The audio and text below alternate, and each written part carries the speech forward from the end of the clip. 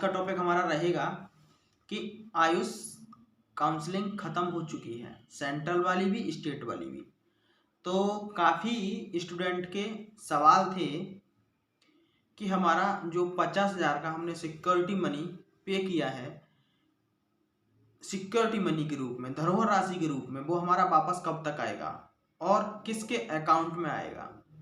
तो सबसे पहले नंबर की बात मैं आपको बता देता हूँ, यदि आपने काउंसलिंग कमेटी का शेड्यूल पढ़ा हो, ब्राउचर पूरा पढ़ा हो, तो उसमें साफ साफ लिख के दिया था कि आप जिस खाते से कटाओगे सिक्योरिटी मनी उसी खाते में रिटर्न आएगी। कब आएगी ये नहीं बताया था, लेकिन रिटर्न उसी खाते में आएगी ये जरूर क्लियर कर दिया था।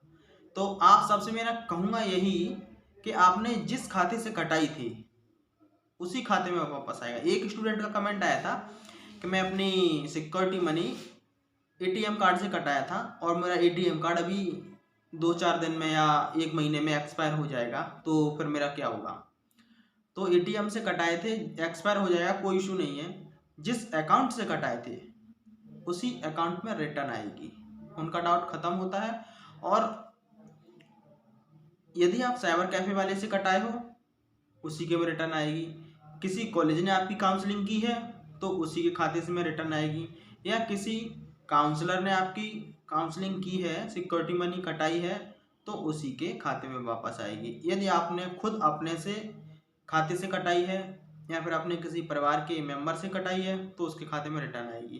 कब तक आएगी तो मैं इस बात को क्लियर कर दूं। सबसे पहले गवर्नमेंट मेडिकल कॉलेज है उत्तर प्रदेश में 8 BMS के, तो उनका 20-20 हज़ार रुपये का सिक्योरिटी मनी लगा हुआ है जिनको गवर्नमेंट मेडिकल कॉलेज अलॉटेड हुए हैं, तो सबसे पहले उनकी वापस आएगी। उसके बाद प्राइवेट का नंबर आता है तो प्राइवेट में सबकी वापस आ जाएगी। और किसी भी कारण से किसी की गलती हुई हो, सिक्योरिटी मनी वापस नहीं आ रही है, तो उसके लिए काउंसलिंग कमेटी एक नोटिफिकेशन जारी करती है। उस नोटिफिकेशन पर आपको उसी के जो पूछा जाता है वही आपको जवाब देना होता है, आपकी भी सिक्योरिटी मनी वापस आ जाएगी। सिक्योरिटी मनी जिसकी कटी है सबकी वापस आएगी। किसकी वापस नहीं आएगी ये भी सवाल है, किसकी वापस नहीं आएगी। तो ऐसे बच्चों की वापस नहीं आएगी जिन्होंने 50,000 का सिक्योरिटी मनी कटाई, फर्स्ट राउंड में पार्टिसिपेट किया कॉलेज, उसे पता पड़ेगा मैं BMS में एडमिशन नहीं लूँगा।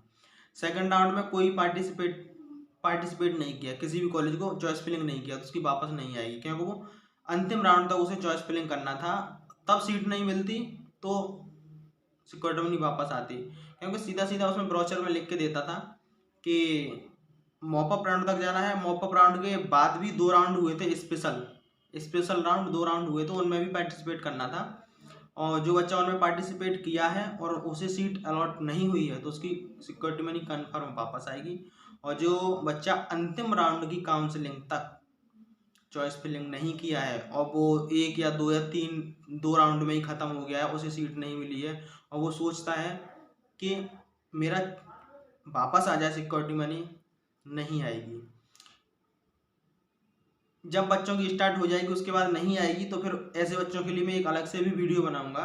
चैनल से जुड़े रहिएगा और वीडियो अच्छा लगा तो लाइक शेयर कमेंट जरूर करिएगा। Thank you.